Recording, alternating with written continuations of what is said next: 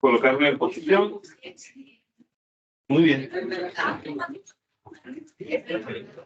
Muy bien, vamos a continuar con nuestro evento del día de hoy, el primer simposio de, bueno, en realidad es un pequeño simposio, un diálogo entre expertos y ustedes sobre la tabla periódica. La razón del día de hoy es porque justamente hoy, hace 155 años atrás, fue presentada por Dmitri Mendeleev ante la Sociedad Química Rusa, la que sería la primera tabla periódica oficial, ¿no? Podemos decir. Tengo el placer de presentarles a alguien a quien le tengo un aprecio muy particular. Es el doctor David Corona Martínez, profesor de aquí del Departamento de Ciencias Químico-Biológicas, antes profesor del Departamento de Ciencias de la Salud de KM, egresado del doctorado en Química de la UNAM, también con maestría de la UNAM y egresado del Departamento de Químico-Biológicas también. Entonces, el doctor Corona tiene amplios intereses en cuestiones de cinética química, físico-química, química orgánica. ¿Cómo se llama? Miembro de la Sociedad Química de México, tiene publicaciones, tiene tesis dirigidas. ¿Para qué decirles tanta cosa que a lo mejor lo más importante es el lado humano de la persona que tenemos aquí con nosotros? David Corona nos va a presentar la tabla periódica y Mendeleev, y pues le cedemos la palabra.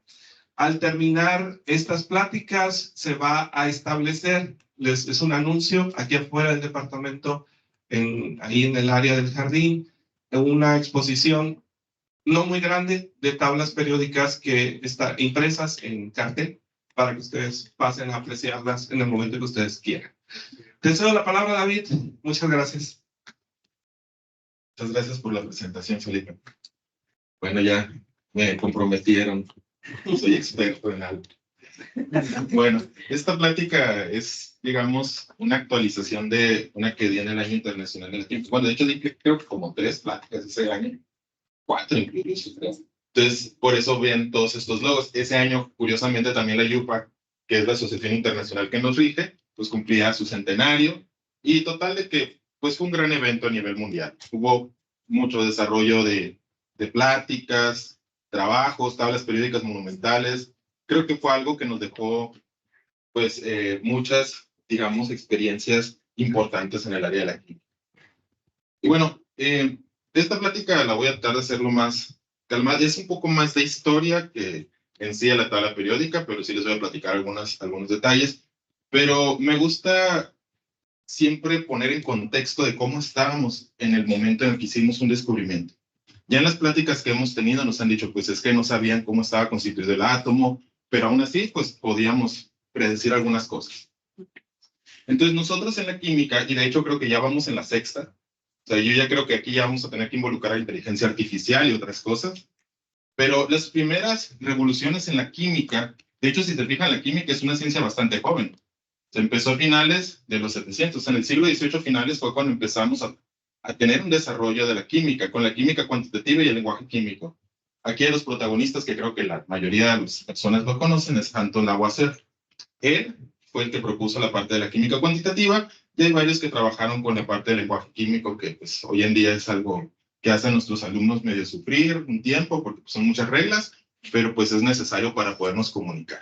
La verdad es que siempre es muy importante. Y también la parte cuantitativa, la estequiometría, surgió desde esta época para que vean la relevancia que tiene. O sea, hoy en día la seguimos utilizando porque es algo con lo que nosotros podemos trabajar y generar nuevos productos, materiales y todo eso. Años después, estos son los hitos que pasaron en la segunda revolución. Básicamente, un hito muy importante fue el Congreso de Karlsruhe, y al rato les platico de él.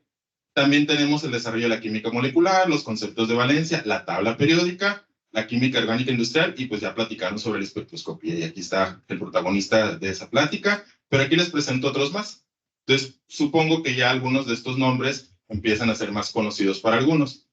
En estos momentos, situémonos con ellos. Básicamente, se tenía conocimiento de una propuesta de materia, que era la de Dalton, pero su propuesta era básicamente estequiométrica. O sea, no se sabía que había electrones, ya se conocía la electroquímica, pero fue hasta después que se desarrolló mejor la química nuclear también, los rayos X y la fisicoquímica. Esto fue pues a inicios del siglo pasado, básicamente.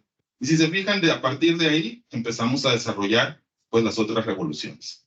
Ahorita, como les digo, yo creo que ya tendríamos que empezar con otra revolución. Algunos laboratorios ya se están equipando incluso con robots que desarrollan síntesis orgánica, lo cual a mí me parece fascinante porque a veces nosotros pues nos tomamos nuestro tiempo para poder llevar a cabo eso. Pero, pues bueno, siempre vamos a necesitar el intelecto humano para que podamos movernos. Y bueno, ahora sí, como les digo, me gusta siempre poner en contexto las cosas. Uno de los primeros hitos que nosotros como químicos podríamos reconocer de la química es que muchos dicen que nace de la alquimia. O sea, todo el mundo creo que sabe qué pasó con la alquimia. Básicamente se buscaba, pues, generar sustancias, que pues había ahí por lo mencionada la piedra filosofal para mantener vivas a las personas, etc. Sin embargo, hubo un desarrollo de las reacciones. En esa época, de hecho, hubo alguien que se encargó de hacer una pequeña tabla. Estos símbolos son símbolos alquímicos. Aquí vienen los nombres, lo que significa. Entonces, en cada columna viene una sustancia y las sustancias con las que reaccionan. Estas son las afinidades que tendría cada una de las sustancias. Fue uno de los primeros trabajos de clasificación. Entonces, a los humanos nos gusta mucho clasificar y pues Geoffrey se encargó de ello y pues hizo esta tabla. Ahora, después Berthollet, un francés también, medio desacreditó un poquito esto porque se actualizaron muchas reacciones. Estamos hablando de la publicación de este trabajo en 1718. O sea, apenas empezaban a conocer varios instrumentos, la parte de estequiometría se estaba desarrollando, entonces realmente esto era muy cualitativo. Esto reacciona con esto y listo. Sin embargo, la química como tal, creo que muchos lo marcan como un punto digamos, de encuentro que nace con esta publicación de un libro, de Robert Boyle. De seguro algunos de ustedes conocen la ley de Boyle, que se estudia mucho en la parte de físico-química cuando trabajamos con gases. Boyle publica un libro donde se le da nombre a nuestra área, el químico escéptico. ¿Qué es lo que hace Boyle? Bueno, ya desde ese entonces la neumática era un área muy importante, pero él le importaba mucho varios puntos. Uno de ellos es que en su libro argumenta sobre que la materia ya estaba formada por átomos. Años después, Dalton pues ya confirma esto y propone su modelo. Además, si se fijan, estos, los que saben un poquito más de química saben que pues realmente las reacciones ocurren por las colisiones de los átomos. Ellos lo estaban proponiendo desde aquel entonces. O sea, esa era una hipótesis que él tenía, no lo había podido demostrar, pero también él fue el primero que pone en tela de juicio que pues los elementos no se limitan solamente, bueno, primero, ni siquiera son elementos, los 4 elementos griegos, tierra, fuego, agua y aire. Y él lo que propone es que pues empecemos a experimentar para descubrir los elementos. De hecho, años después, y ahorita lo voy a mostrar, se empiezan a derrumbar varias teorías que pues duraron mucho con la humanidad. Ahora, una de las cosas que promovió mucho fue la experimentación científica. Boyle era un convencido de que teníamos que experimentar para poder demostrar todo lo que estábamos haciendo. O sea, si no tenemos un experimento que confirme lo que tenemos como hipótesis, pues en realidad no vamos a poder llegar a un conocimiento verdadero. O sea, podemos tener ideas. Y ahora, el experimento no significa que tenga que ser de un día para otro. O sea, ya lo hemos visto en las pláticas anteriores, a veces son años para que se pueda llegar. O sea, se propone la existencia del neutrino, tardan años en descubrirlo. Se propone la existencia de un electrón, tardan años en descubrirlo. Pero la idea es demostrar que existe experimentalmente una evidencia de eso. Entonces, esto parte con Boyle. Ahora, otro de los padres de la química, Boyle no fue un padre de la química, simplemente fue quien nos bautizó, vaya, pero trabajó un poquito en el área de físico-química, pero realmente la química, y todos estamos de acuerdo, empezó con Antoine Lavoisier. Esta es una foto con su esposa, quien le ayudó mucho. Estos dibujos son de ella. O sea, realmente ella era muy buena dibujante y le gustaba trabajar con su esposo en el laboratorio. Bueno, eso dicen las historias, no quién sabe en la realidad. Si la metía y la ponía a dibujar. Pero bueno, esto está en el museo allá en Francia. Estos son los instrumentos que utilizó para demostrar la ley de la conservación de la materia. Ahora, en realidad lo que él quería demostrar, y lo demostró, fue que no existía algo que le llamaban flogisto, que tenía que ver con la combustión de las sustancias. y él monta este pequeño aparato donde tenía óxido de mercurio, hoy estaría prohibido, el pobre no podría experimentar aquí en Unison con eso, y demuestra que en realidad, pues la materia no se crea ni se destruye, solo se transforma. Y lo hizo con estos aparatos muy simples que están viendo aquí. Este es un calentador, un matraz con un cuello, selló obviamente aquí. Aquí tienen los que han llevado al laboratorio de fisicoquímica y termodinámica, pues se recordarán que pues nosotros pasamos gases a través de agua. Entonces, él con esos experimentos demostró esta parte y derrumbó una de las teorías más importantes que tenían antes los alquimistas que empezaban a hacer estudios científicos, que era la hidrogía. Esta es parte de las ilustraciones que vienen en el libro. Entonces, si se fijan, a mí me sorprenden los dibujos, la verdad. Para empezar, yo soy mal dibujante, pero o sea, el detalle que tienen es muy bueno. Y además, me sorprende el diseño que tuvieron que hacer. O sea, no es como ahora que yo voy a un lugar donde venden material. Ah, sí, me da 2 matraces Erlenmeyer, un matraz bola y ya llevo a mi laboratorio y trabajo. No, ellos lo tenían que diseñar y elaborar. Entonces, todos estos materiales los elaboran en Francia y pues con ellos trabajan. Este es el libro que publica Anton Lavoisier. Si se fijan, pues esto fue en el año de 1789. ¿Sí saben cuándo fue la Revolución Francesa? La toma de la Bastilla. Fue en ese mismo año. O sea, el pobre Lavoisier, no sé si saben su historia, ahorita se las comento, pues realmente no pasó mucho tiempo y pues lo guillotinaron al pobre. Ahora, en este tratado, entre muchas cosas, que de hecho una historia ahí que va a aparecer adelante es, este tratado lo usaron como libro de texto aquí en México. Lo tradujeron al español. No sé si ustedes sepan que pues nosotros éramos parte del Imperio Español. Y pues la minería fue una parte fundamental en todo lo que era la Nueva España y el Virreinato de Perú y el de Río de la Plata. Entonces, aquí en México, de hecho en el Palacio de Minería se estableció una escuela donde daba clases, creo que era el Ullar, y tradujeron este libro y era con el que daban las clases de química en aquel entonces. Por eso nosotros tenemos un desarrollo de la mineralogía muy importante. Ahora, en este libro hace Lavoisier lo que podríamos llamar como un prototipo de la tabla periódica. Como les digo, nosotros organizar siempre cosas. Ahora, tenía sus detalles. Él, por ejemplo, considera el calórico como un elemento, pues ya sabemos que no es un elemento, pero ya habla de los otros, oxígeno, hidrógeno, azufre, por ahí anda el nitrógeno y varios más. Lavoisier, nomás les comento, hay 2 leyendas. La leyenda de que lo guillotinaron porque era un cobrador de impuestos. Pues hay otra leyenda también. Bueno, Marat, históricamente fue uno de los que encabezó la parte negra de la Revolución Francesa, y Marat era enemigo público de Lavoisier. ¿Por qué? Porque, y aquí solamente los invito a tratar de no enemistarse con gente que en algún momento pueda hacer algo con ustedes, porque va a haber varias de estas historias. Resulta que Lavoisier, pues, rechazó varios de los trabajos de Marat. Marat era un médico, quería publicar sus artículos y se lo rechazó. Se supone que Lavoisier tenía la razón, hoy en día lo sabemos, y pues por envidia o coraje, pues cuando vio la oportunidad, por el estatus que tenía Lavoisier, lo mandaron guillotinar. Entonces, él falleció en los últimos días de la Revolución Francesa y pues no pudimos ver que podía haber hecho más. Pero fue un químico muy importante para lo que tenía en su época, la verdad es que es admirable. Bueno, nos pasamos al primer congreso de Karlsruhe. Esto es bien interesante porque los congresos sirven para intercambiar ideas.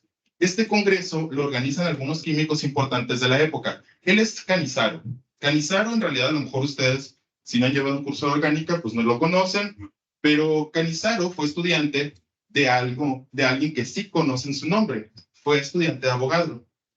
Entonces, él tenía mucho interés de que las fórmulas químicas se estandarizaran. O sea, era inaudito que en un laboratorio dijeran que esta era la fórmula, por ejemplo, del ácido fórmico y luego que en otro este. Entonces dijeron, no, pues hay que ponernos de acuerdo, ¿no? De hecho, así es como más o menos nace la yupa. No nace en estas fechas, se tarda más tiempo. Pero esto era el objetivo y como toda investigación, aunque esté en un congreso, terminan con resolviendo otro problema. No el que querían. Tardaron años en homogeneizar las estructuras. Lo que hicieron fue estandarizar los pesos. Y todo esto surgió porque Canizaro el último día dice, bueno, pues no estamos llegando a nada, les voy a poner mi artículo, y en este artículo él discute sobre la hipótesis de Avogadro. Los que ya llevaron termodinámica recordarán que la hipótesis de Avogadro habla que en un volumen, en ciertas condiciones, tiene el mismo número de partículas cualquier gas. Con esto él determina las masas atómicas de varios elementos, y así es como empiezan a estandarizar las masas atómicas de los elementos que se conocían hasta esa época. Estamos hablando de 1800, de hecho aquí tengo la fecha, de 1860. Ya nos acercamos un poquito al año de la publicación de la tabla periódica. Bueno, en este congreso participan de varios países, solo que a veces nosotros como latinos o no sé, tenemos la idea de que pues Europa que tiene dinero y ellos pueden desarrollar lo que quieran, pero México también participó. Fue el único país de América, o sea, ni siquiera Estados Unidos fue, que presentó. Sí, fue un español, pero bueno, aquí también hay una especie de leyenda muy interesante. Posselt, pues como que no es un apellido muy mexicano, ¿no? O sea, no es López, no es Pérez, no es Martínez, no es González, pero él representó a México. La historia de Posselt también es muy particular. Posselt estuvo trabajando en el laboratorio de Liebig y ahí conoció a un mexicano, a Vicente Ortigosa. Solo para que lo tengan en contexto, Vicente Ortigosa determinó la fórmula molecular de la nicotina, lo cual era muy difícil en su época, pues él la determinó con gran precisión. Entonces, pues entre sus salidas y bueno, los que han estudiado en posgrado saben qué pasa en los posgrados, entonces entre sus salidas empezaba a platicarle cómo era México, hablaba de la oportunidad de las minas y todo el dinero que podía ganar, pues él se enamoró de México y se vino, probó suerte, fracasó en algunas ocasiones, se fue a Estados Unidos, volvía, se iba, volvía, fue incluso boticario en Estados Unidos. Su historia fue bastante interesante, pero su hermano le llevó la invitación a este congreso. Entonces, como él hablaba los 3 idiomas en las que se mandó la invitación, pues él dijo, yo voy. Pero lo interesante de eso es que él se sentía mexicano. Hay un dicho de Chabela Vargas, ahí búsquenlo, que un mexicano nace, y ya sabrán ustedes. Entonces, Posselt se declaraba como mexicano, y así lo puso en el acto. O sea, él no representaba a Austria ni a Alemania, bueno, creo que ni siquiera existía Austria, era un imperio. Pero bueno, él se puso como México, y por eso es que México tiene una representación ahí. Pero no fue fortuita. Sí había un mexicano que lo invitó a México y le presentó las maravillas y él terminó enamorado de México. Ahora, en este congreso también se presentan otros 2 personajes que vamos a ver en esta plática. Si se van a Rusia, está en azul, está Mendeleev. Si se van a Alemania, está Lothar Meyer. Estos 2 personajes no se conocieron ahí, curiosamente. Fue interesante que, a pesar de haber estado en el mismo lugar, no se conocieron. Bueno, no es tan interesante. Si les pregunto a algunos de ustedes, quizás ni conozcan a sus compañeros por completo, pero bueno, en un congreso, imagínense que son unos días, menos, ¿no? Pero el asunto es que estuvieron juntos y pudieron ver cómo resultó el intercambio de ideas y la parte de las masas atómicas. Bueno, esta tabla me gusta presentarla porque ahí vemos el origen de los elementos según el país. Y de nuevo, ya sé que a mí me enorgullece ser mexicano, la verdad. Tenemos un elemento que después de años de documentarlo, ya no lo reconocieron. El vanadio fue descubierto primero en México. De hecho, fue descubierto por un alumno de Luya que recibía clases con el Tratado de Lavoisier. Andrés Manuel del Río, de hecho, es un premio que otorga la Sociedad Química de México, y él descubrió, a partir de este mineral, el elemento. Él había bautizado eritronio, pancromio y muchos otros nombres más que se le ocurrieron. Lamentablemente, por cosas de la historia, situaciones de vivir tan lejos, en aquel entonces no existía el internet, menos existían otros medios de comunicación. Se tenía que ir a Europa a validar, entonces se perdieron las muestras, le hicieron el cuento largo y total de que no le dieron el reconocimiento. Ya cuando lo descubre un sueco, el vanadio, pues le da el nombre de Vanadis, la diosa, creo que era la diosa de la belleza, no recuerdo muy bien, pero recientemente hubo una campaña de la Sociedad Química de México, documentó bien, y pues ya se le da el reconocimiento a México como el descubridor del elemento, aunque pues no le cambiaron el nombre, lo dejaron como vanadio, porque pues ya todo el mundo lo conoce como vanadio.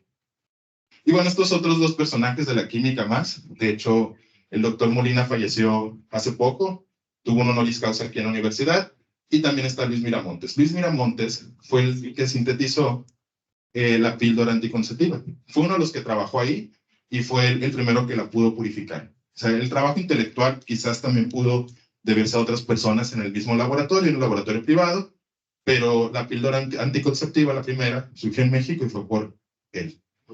Y Mario Molina fue uno de los que por primera vez demostró la destrucción de la capa de ozono. Entonces, hoy en día tenemos esa información gracias a un trabajo de Mario Molina. Ambos pues ya no nos acompañan en este plano, pero pues son personas importantes en la química. Bueno, ahora sí vámonos con Mendeleev un poquito. Entonces vamos a ponernos en contexto. Esta es una línea del tiempo de los elementos que se han conocido en el tiempo. Es más o menos, por ejemplo, estos elementos del cobre, el azufre, el carbono y el oro, pues se conocen desde tiempos inmemoriales y pues no se sabe. Pero de otros sí se tiene registro. Por ejemplo, el mercurio, el arsénico, el fósforo, el platino y otros más, pues ya se tenía registro. Más o menos para el año de 1863, estos eran los elementos conocidos. Ya son algunos, son 62, pero igual no son los 118 que tenemos. Bueno, en ese inter, antes de llegar a Mendeleev, Dove Reiner, un danés, perdón, publica un trabajo en donde él encuentra una relación que entre ciertos elementos, si sumaba dos, encontraba la masa de un tercero. Y él entonces empezó a organizar estos elementos en lo que se llamaba triadas de Dove Reiner. Si nosotros agarramos las triadas, estas serían las triadas que él conocía, que son del bloque P. Sin embargo, hoy en día, pues todavía algunas de estas triadas siguen. Es decir, si ustedes toman la masa atómica de litio y la de laurencio, les va a dar la del lutecio. Entonces, este patrón se sigue manteniendo. Hoy en día tenemos una idea de por qué. O sea, tenemos neutrones y protones y ya hablaron de los núcleos estables. Los núcleos estables pues, son los que favorecen estas reglas que permiten hacer estas triadas. Hay gente que todavía propone que pudiéramos hacer triadas, pero me parece que es más didáctico la otra forma. Newlands, que de hecho el pobre Newlands fue muy ridiculizado en su época, propuso una tabla periódica en donde, bueno, ni siquiera es una tabla periódica, pero es un acomodo en donde él veía que cada 8 elementos se repetían ciertas propiedades. Las valencias, la reactividad, los compuestos. Entonces, él acomoda de 8 en 8 a los elementos. Pero como lo relacionaban con la música, no le gustó a muchos químicos y no lo aceptaron. Pero bueno, aunque les debo decir que estuve buscando y no encontré una relación, Dmitri Mendeleev jamás leyó el trabajo de Newlands. Pero en realidad, si empiezan a leer el trabajo de Mendeleev, es como si sí lo hubiera leído. Porque realmente Newlands los está acomodando en orden creciente de masa. Cada 8 los está separando. Ahorita van a ver la tabla de Mendeleev y van a ver que lleva lo mismo, pero la cosa de Mendeleev es más interesante. Bueno, estos son artículos de la ley de las octavas. Hay documentos históricos en el mundo, pero bueno, pasemos a Lothar Meyer. Aquí les pongo 1870 porque es cuando publica en su libro esto. Sin embargo, hay archivos históricos en donde en 1864 propone por primera vez el trabajo de clasificación de los elementos. Sin embargo, esto fue así como en un trabajo menor, entonces no se lo atribuyen a él. Sin embargo, cuando él ve el trabajo de Mendeleev, él dice, no, lo mío solamente fue una clasificación, lo de Mendeleev es otra onda. Pues bueno, vamos a ver por qué fue otra onda. Este es un patrón de el volumen atómico en función de la masa atómica. O sea, Lothar Meyer hizo un trabajo fascinante. Esta es una tabla periódica que él propone. Él agrupa en función de masa. Esta ya es una tabla periódica más desarrollada. De hecho, se publica en el 70 en esta revista. Entonces, si se fijan, pues sigue más o menos algunos patrones. Va en orden creciente de masa. Pero nuestro personaje, Dmitri Mendeleev, hizo otras cosas más interesantes. Paralelamente, Lothar Meyer es alemán, bueno, fue alemán, y Dmitri Mendeleev es ruso. Aunque sí existe una relación entre Rusia y Alemania en el pasado, realmente el trabajo de estos dos nunca, digamos, se intercambió en su momento. O sea, no podríamos decir que uno le copió al otro, porque realmente no existía el internet, no existían las cartas. Uno lo presentó en su sociedad y el otro en la otra. O sea, realmente, pues poco se supo. O sea, nomás para darles un contexto, si alguien mandaba una carta a Alemania a Rusia, podía tardar más de 2 meses o 3, si es que bien decía. Entonces, realmente no era algo normal. Ahora, Dmitri Mendeleev está en muchos monumentos en los países de la Unión Soviética. Este es un monumento que me gusta mucho. Aquí están los elementos. Este también. Aquí está un ejemplo de la tabla periódica que él publicó y pues está su estatua. Ahora, ¿quién fue Dmitri Mendeleev? Hay muchas leyendas, de hecho, de él. Hasta hay una leyenda sobre el vodka que no es cierto, pero hay otras que sí son ciertas. Él nace en 1834. De hecho, prácticamente ya pasamos 190 años de su nacimiento. Seguramente, si no estuvieran en guerra los rusos, le hubieran hecho un reconocimiento. Siempre le hacen un reconocimiento especial cada cierto tiempo. Probablemente en 10 años se lo hagan. Fue un personaje muy importante. No le dieron su reconocimiento en vida, en la parte política, pero sí en la parte científica. Ahora, él nace en Siberia. Todavía existen algunos casos, sí, afortunadamente no, al menos es tan normal, pero Dmitri Mendeleev, al nacer en Siberia, pues quedó marcado, porque era una región que no en toda Rusia era aceptada. De hecho, tuvo una historia muy trágica, en realidad. Él se quedó huérfano desde niño, su mamá se queda con la fábrica de vidrios, la fábrica de vidrios se quema, entonces se mueve a Moscú porque dice, bueno, tengo que mandar a estudiar a mi hijo. Tuvo 16 hermanos, él fue uno de los menores. Entonces, lo bueno es que fue de los menores y pues le tocó que le pagaran su educación. Pero resulta que cuando se mudó a Moscú, intentó entrar a la universidad y lo rechazaron por ser de Siberia. Así de fácil. Eres de Siberia, no entras. Antes eso era válido. Luego intenta en San Petersburgo, pero no lo aceptan en la universidad, sino en un instituto. Entonces, él estudia, se gradúa, y para colmo de males se gradúa y le da tuberculosis. Hoy en día hablar de tuberculosis, pues es, bueno, te dio tuberculosis, pues trátate, ¿no? Estamos hablando de una época donde apenas estaban descubriendo las bacterias y los microorganismos, entonces con trabajo se trataban esas enfermedades. Entonces él se va a la playa, eso me recordó mucho al que fue mi asesor de doctorado, siempre se quería ir a la playa. Entonces, supongo que de ahí lo habían sacado, no sé. Pero bueno, él se fue a la playa, se recupera y curiosamente cambió su suerte. Él solicitó irse a Alemania, a Heidelberg, y le aceptan la beca. Entonces, él se va a estudiar a Europa. Ahorita ya llamaríamos eso como un postdoc, pero no tenía doctorado, solo tenía licenciatura. Entonces lo becan, tampoco hace el posgrado allá, de hecho lo termina haciendo en Rusia. Y ahí es donde conoce a varias personas que ya fueron mencionadas, a Bunsen, a Kirchhoff, trabaja en orgánica, en fluidos, y tiene un intercambio cultural y científico bien importante. Entonces, a partir de ahí conoce todo lo que se estaba haciendo, aprende a hacer mucha experimentación, y pues empieza a desarrollar. Entonces ya regresa en 1861, él trabajó como profesor un tiempo pues para vivir. Y una de las cosas es que empezó a hacer libros. Le gustaba mucho escribir libros porque le gustaba que sus alumnos aprendieran. Entonces, él recibió bastantes homenajes en la Academia de Ciencias de Rusia, o sea, en cada una de las que estuvo, excepto en la Imperial, ahí no lo rechazaron por sus ideas liberales, pero bueno, realmente tuvo mucho reconocimiento. Ahora, esto de publicar libros fue muy interesante, porque este libro que publicó, bueno, este en realidad es el borrador, luego les muestro cómo quedó en el libro.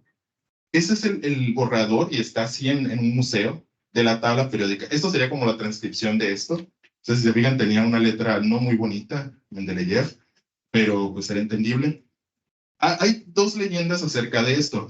Y digo leyendas porque en realidad yo no me puedo comprometer con lo que he revisado a que sean ciertas. La primera leyenda fue que Mendeleev estaba tratando de que sus alumnos no memorizaran todas las reacciones.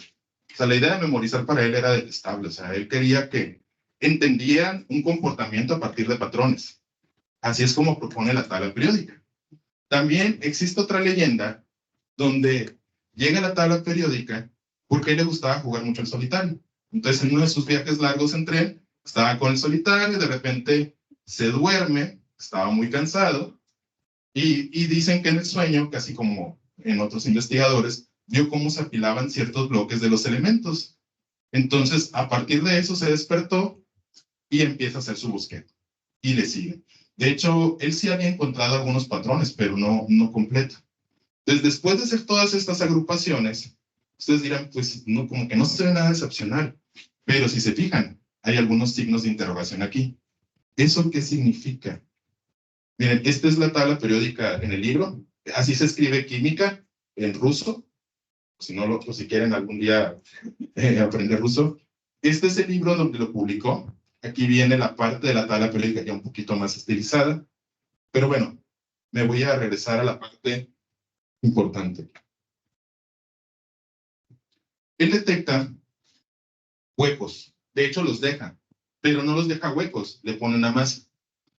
El gran logro de Mendeleev, a diferencia de todos sus predecesores, y esa es la razón por la cual le rendimos tanto homenaje a Mendeleev, fue que pudo predecir nuevos elementos sin haberlos descubierto él. Y no solo dijo, va a haber nuevos elementos, yo también podría decir, sí, va a haber un nuevo elemento, el 120. Bueno, por ti. Pero él predijo sus propiedades, hasta incluso cómo posiblemente lo descubrirían. Él expuso ecaboron, ecaluminio, ecamanganeso y ecasilicon. Esto significa, creo que debajo de, en ruso, y hoy sabemos que uno es el escandio, el galio, el tecnecio y el germanio. Bueno, aquí se ve un poquito más bonito. Si se fijan, pues aquí se ven acomodados, ya se ven más espacios. Hay otro asunto también que ahorita les comento, y esta sí se consideraba una falla. Si se fijan, todo está ordenado de menor a mayor masa. Pero donde él detectaba que no se cumplía ese patrón, pero ahí tenía que ir ese elemento, le puso un signo de interrogación. Y ahorita platicamos al respecto.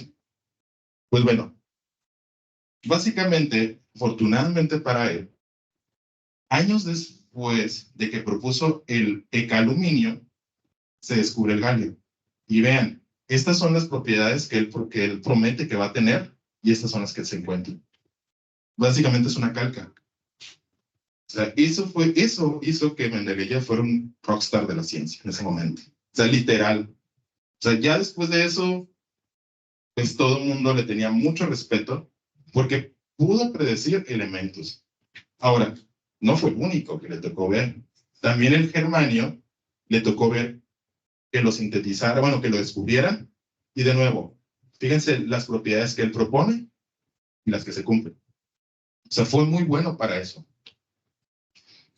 ¿Y cómo es que lo logró? Pues él vio los patrones. Justo encontró los patrones que quería que sus alumnos no memorizaran, sino que los entendieran. Él propone grupos o familias, porque para él era más fácil verlo como la reactividad completa. Esa tabla de Joffrey que les mostré al inicio, él ya la extendió, pero para elementos. Esta sería ya una tabla, digamos, más formal de las de Mendeleev. Hay varias. Fíjense cuándo se empezaron a descubrir algunos elementos. Aquí está el galio, el escandio, luego por acá debe andar el germanio, y bueno, el tecnecio, pues ese sí se tardó un montón de tiempo, pero lo descubrieron. Entonces Mendeleev, su gran logro en realidad fue eso. Esa la tabla periódica, muchos la ven, bueno, apréndete la tabla periódica y pues listo. No, o sea, para eso la tenemos. Lo que tenemos que hacer es entenderla. O sea, ¿por qué tenemos un bloque S? Pues porque esos van a tener 1 o 2 electrones y eso le va a permitir formar cierto tipo de compuestos. Ahora, el bloque P, ¿por qué tiene ese comportamiento? El bloque D. Entonces, realmente lo que hay que entender es los patrones de reacción o las posibles propiedades que van a tener. De hecho, aquí en Sonora ahorita tenemos mucho potencial, si es que es cierto, con el litio. Entonces, no necesitamos aprendernos todas las propiedades del litio. O sea, entender cómo funciona nos podría ayudar a los que trabajen en eso a poder implementar nuevas técnicas de extracción. De hecho, Mendeleev trabajó en mineralogía, en petroquímica, en agricultura, incluso hizo una pólvora para el ejército ruso, no más que los rusos no la usaron, pero cuenta la historia que lo usaron los norteamericanos en la Primera Guerra Mundial y los franceses. Entonces, estuvo metido en muchas cosas Mendeleev. Realmente es un personaje muy interesante. Y bueno, les decía hace rato que puso signos de interrogación, por ejemplo, el telurio y el yodo, pero estamos hablando de 1800, finales. Ahorita hablaron de neutrones, protones. ¿Sí tienen idea de cuándo se descubrieron los neutrones? Los neutrones se descubrieron a principios del siglo pasado, bueno, a mediados, por los 20, 30. Chadwick fue uno de los que lo descubrió. Y a partir de ahí, pues empezamos a entender por qué el núcleo tiene diferente masa. Pero previamente Soddy ya había descubierto los isótopos. No sabían por qué cambiaban de masa. Ya con los neutrones lo aclaramos. Pero ya desde 1915, por ahí, pasada la Primera Guerra Mundial, ya se empezó a hablar de isótopos y esa era la razón por la cual el yodo sí debe de estar después que el telurio. Pero Mendeleev en su época, pues no lo sabía. Pero aún así fue tan visionario que por la reactividad dijo, es que aquí tiene que ir y aquí va y ahí va. Entonces, realmente se cumplió. Se dice que Mendeleev, si le ven la cara, pues era muy gruñón y enojón, pero él decía que no, que realmente era para no tener úlceras, que por eso tenía ese comportamiento. Pero bueno, entonces, de nuevo aquí está la tabla, les puse una más grande para que la alcanzaran a ver. Ahora, vámonos para acá. Si se fijan, ahorita les hablaron de los gases nobles. Estos gases nobles se descubrieron en estas fechas. Mendeleev publicó antes su tabla periódica.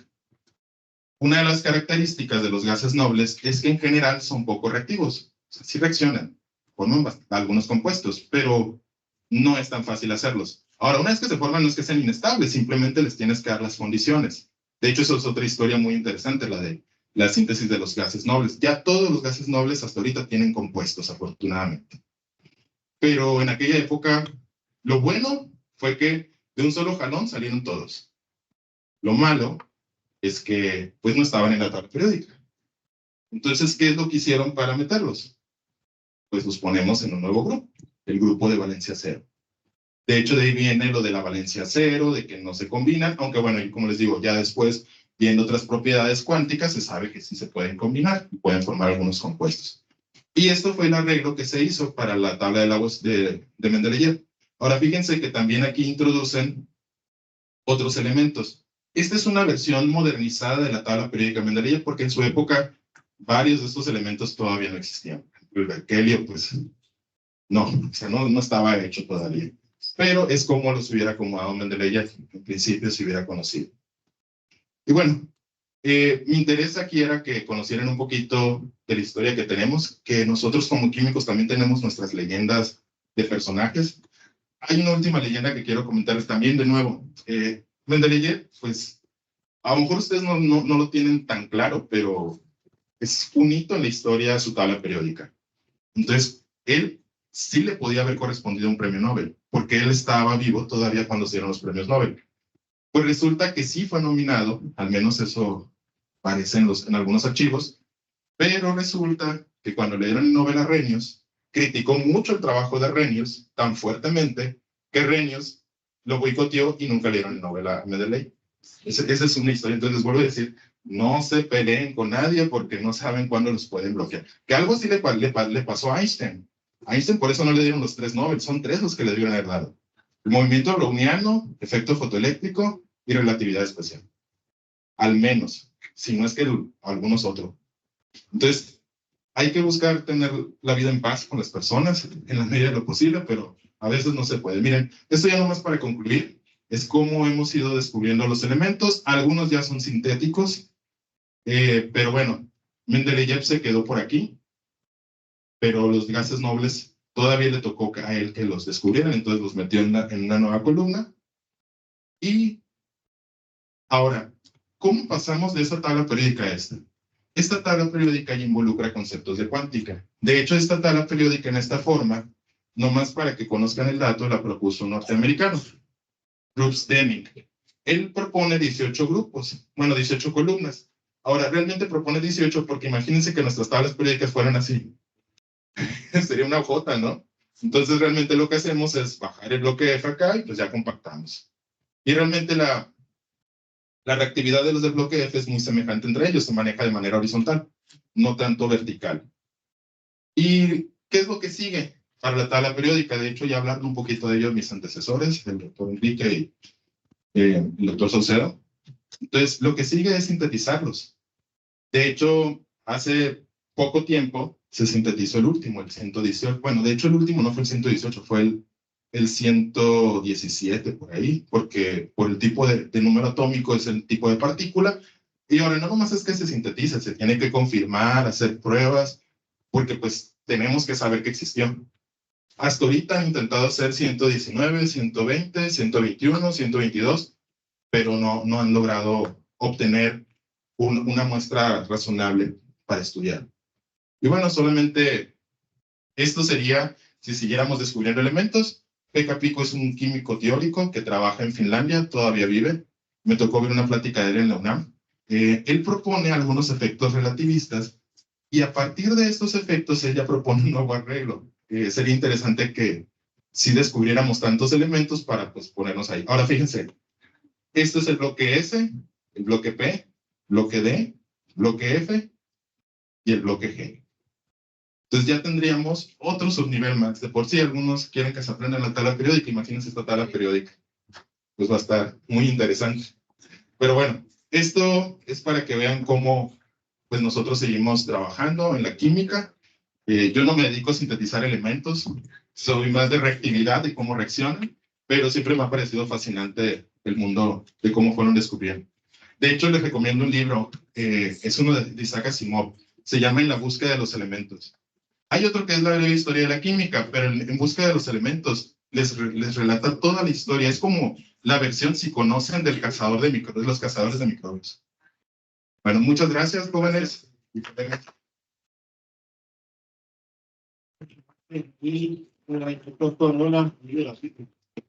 Tenemos una amistad muy cercana de toda la vida también.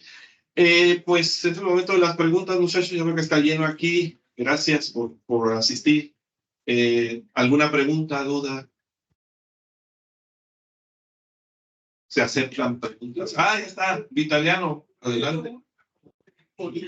Política, diga, no hay problema. ¿No será que no te dieron el premio Nobel por ser qué? Pues en aquel entonces no existía la Unión Soviética, estaba todavía los zares. Estábamos. Sí, en realidad lo que se especula es eso, el pleito con Arrhenius, porque criticó demasiado el trabajo de Arrhenius, de la disociación de iones, porque él tenía su propia idea. De hecho, no lo quería mencionar porque sí es medio feo esa parte, pero Mendeleev no creía en los átomos como entidades físicas. Pensaba que era un constructo simplemente. O sea, no concebía a los átomos como algo físico, entonces la propuesta de Arrhenius, pues obviamente no le parecía.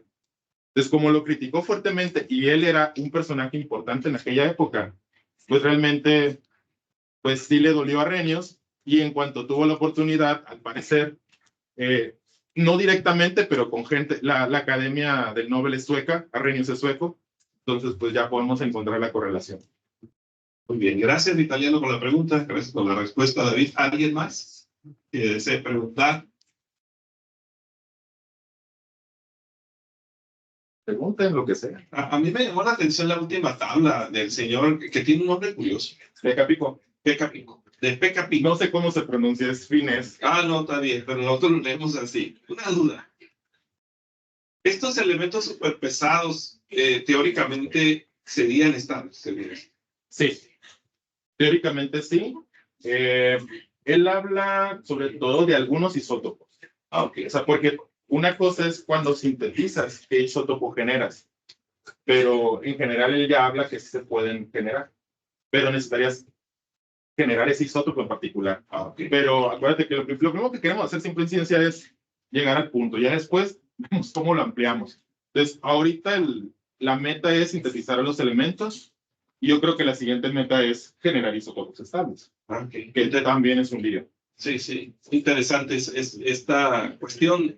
E incluso la manejan en ciencia ficción, la manejan el propio Iron Man, crea su propio elemento, ¿no? Sí, Incluso lo hemos usado como herramienta para enseñar un poquito de predecir propiedades, ¿no? Y dice, mi pregunta, ¿cuál será el vibranio de todos esos?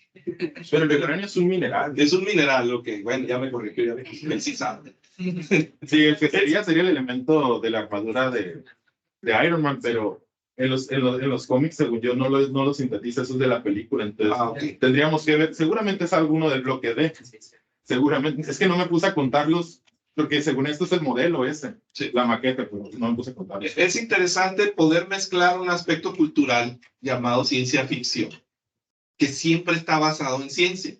Es ficción científica hasta cierto punto. Los libros de Carl Sagan, los libros, incluso hasta los cómics, son muy afectados por la visión que se tiene en el momento, ¿no? Vean cómo Spider-Man en la serie original se convierte en Spider-Man porque le pica una araña radioactiva. Hulk se irradia con radiación gamma. Sí, y radiación, y Hulk es radiación gamma, pues en tiempos atómicos, la bomba, todo eso. Ahora resulta que en las películas recientes es una mutación genética, porque cambió la biología molecular, está más intensa que la cuestión atómica. Entonces, muchas veces estas ideas que parecen tan banales, más de diversión, en realidad tienen un trasfondo real, ¿no? Y eso es lo que quería mencionar. Esta idea es el trasfondo que está detrás de la idea que plantea el autor del cómic. Entonces, la creación de un elemento superpesado con propiedades extraordinarias, etcétera, etcétera, pues a lo mejor está ahí. Y lo ligo con el comentario que hizo el doctor Julio Saucedo, diciendo, hay cosas allá en el universo que están pasando y que no sabemos todavía si esos superpesados se forman en esta colisión de neutrones, ¿no? Que apenas empezamos a tocar ahí, que existen las ondas gravitacionales y otras cosas que mencionó Julio hace apenas una hora atrás, y que se liga muy bien con lo que el doctor Velázquez menciona sobre la espectroscopía, que al fin y al cabo será la luz la que nos informe si esos elementos se forman.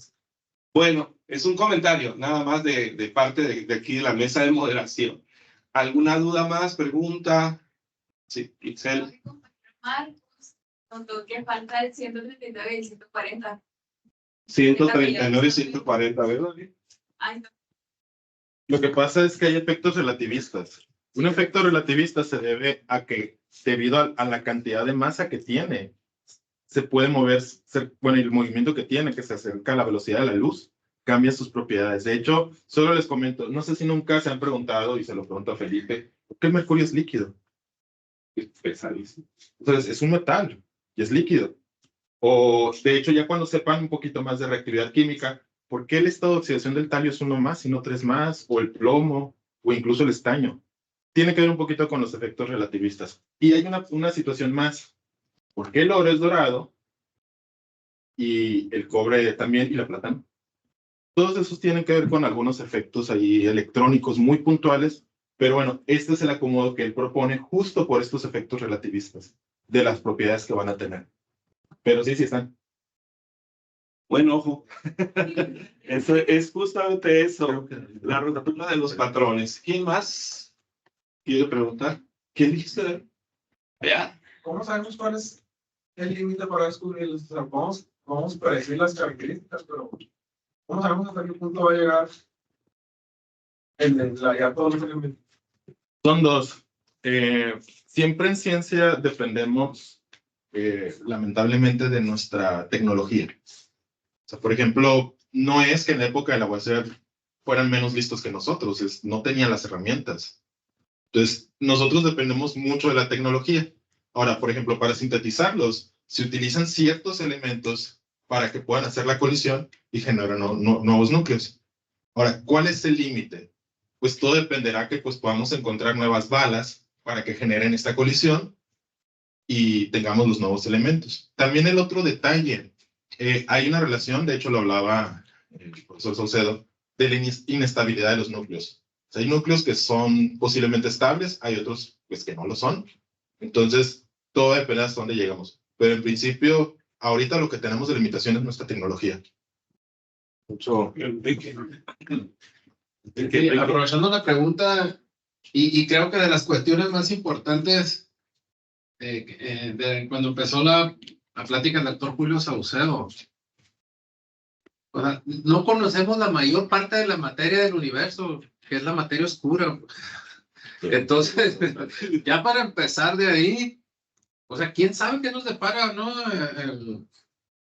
El futuro en cuanto a conocimiento. Ahí está eso, no sabemos qué es esa materia. Y yo aprovecho para comentarle ahorita que hablan de la ciencia ficción. A ver, algunos de ustedes de conocimiento así general. ¿Cuál es el principal equipo actualmente para el diagnóstico de cáncer? ¿Alguien? De hecho, todavía no tenemos aquí en Hermosillo, en Sonora, nada más están en San José.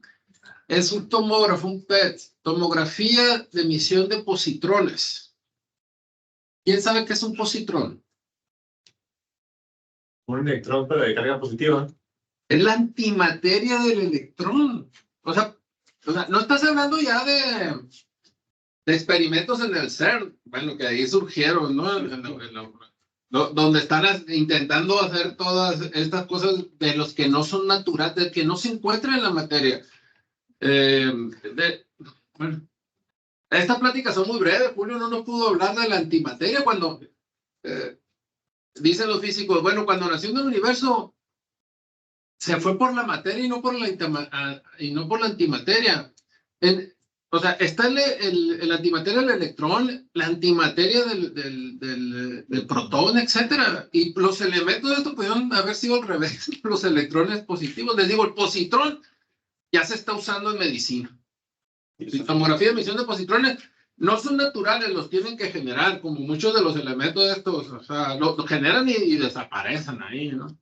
Pero, pues sí, muy, muy interesante y es que Julio hacía mucho énfasis y volvemos a lo de Sócrates, yo solo sé que no sé nada y que no sabemos de lo que iba a pasar, pero sí, pues hay que entender el desarrollo y la gran ventaja que tenemos ahora, aparte de la tecnología, es el conocimiento, pues todos ellos nos dejaron ya un conocimiento que ellos no tenían, ¿sí? Y que a nosotros ha sido muy útil porque pues ya lo conocemos y puedes proponer nuevas cosas a partir de ello, ¿no?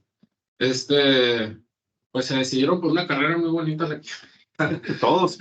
Y mucho basado en la investigación y que esto sigue la investigación, ¿no? Y lo importante es hacerse las preguntas y buscar a ver a quién las puede responder y si están las respuestas ya. De muchas no están. No, de hecho, desconocemos tanto que afortunadamente desconocemos tanto, digo yo, porque todos podemos ir investigando. El día que sientas que tienes todas las respuestas, se acabó tu búsqueda. Pero no, jóvenes, hay bastantes preguntas. El detalle es que tienes que ir a buscarlas. Por eso decía al ganador de un Nobel, llegaba a su casa, creo que era Feynman, llegaba a su casa después de ir a la escuela y su madre le preguntaba, no le decía como a todos los chicos, ¿cómo te fue? Le decía, ¿cuántas buenas preguntas hiciste el día de hoy? Entonces, eso es básicamente nuestra búsqueda. Somos seres curiosos, en el sentido de la curiosidad, y creo que esto que acabamos de ver, a mí me despierta una curiosidad enorme. Oye, efectos relativistas, voy a tener que estudiar un poco más, porque yo no sabía que este señor Pican había estado metiéndose en estas cosas. Conozco efectos relativistas, etc. Pero aquí el asunto fundamental es centrar lo que dice Enrique. Dice el doctor Velázquez, porque para mí es Enrique. El doctor Velázquez dice, si tenemos más conocimiento que antes, entonces regresemos a lo que dice Newton. Si podemos ver más allá, es porque estamos sobre hombros de gigantes. Tenemos todo para seguir explorando. Hay que ir a donde se hagan las preguntas, hacernos las preguntas y empezar a buscar respuestas. Eso es la ciencia y eso es lo que justamente te va a dar la satisfacción, ¿no?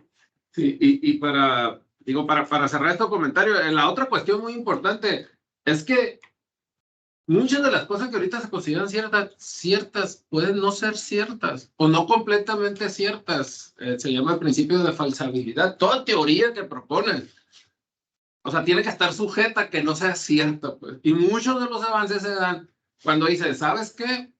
Lo que se dijo en aquel momento está incompleto, hay que sumarle ahora todos estos. Y está muy interesante en el propio nombre de átomos, ¿no? Sí. Átomo significa indivisible. La subatómica. No, pero no, deja tú la subatómica, toda esta que nos presentó Julio de los quarks y todo eso. O sea, ya es literalmente una locura. De verdad te pone a pensar radioactividad. Son 3 emisiones radioactivas, alfa, beta y gamma. Los alfa son núcleos de helio, esto que habló de los que forman el núcleos de helio, ¿no? Y dices tú, bueno, pues del núcleo salen partículas con carga positiva, pues está bien. El núcleo está cargado positivamente, tiene cierta lógica. Quién sabe qué pasa, pero tiene mucha lógica. Pero ¿sabe qué son las partículas beta? Las 3 emisiones radioactivas, alfa, beta y gamma, salen del núcleo.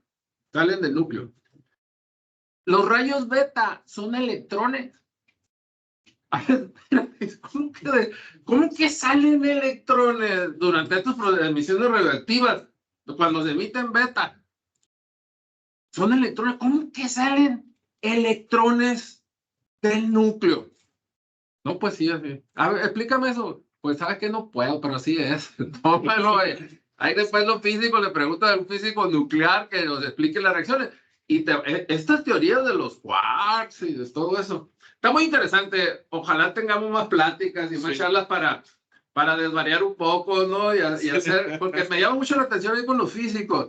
Porque Julio dice, es que le debieron haber dado el descubrimiento a Mendeleev porque él lo predijo teóricamente. Y los químicos decimos, no, el que hizo la chamba y lo descubrió. Pero si se fijan, el bosón de Higgs, se quedó el nombre bosón de Higgs a que lo predijo teóricamente. Y ni yo ni sé el nombre de los que lo descubrieron, porque ahora son... ¿sí? Entonces son visiones, aunque la ciencia es lo mismo, ¿no? Y cada vez las fronteras se van disipando más entre lo que es física, química, etcétera. Pero sí tenemos un desarrollo más los químicos, que son más en el laboratorio, en ver las cosas. Los físicos son más modelos y predicciones, ecuaciones. Pues ojalá, yo los quiero felicitar, aprovecho que tengo la palabra para felicitarlos como organizadores, y ojalá se repita más, porque pues de esto no hay, muchas veces no hay oportunidades en las clases, porque en la clase hay que completar el temario, etc. Bueno, muchas gracias, Enrique, por la felicitación. El comité organizador de este evento, ya vamos a terminar. No sé si hay más preguntas, pero bueno, se las dejamos a David. Le tengo que entregar su taza porque luego va a decir que no le di una taza. Ya no sé, y esta es una taza, te digo, y yo sé que te vas a acordar de nosotros.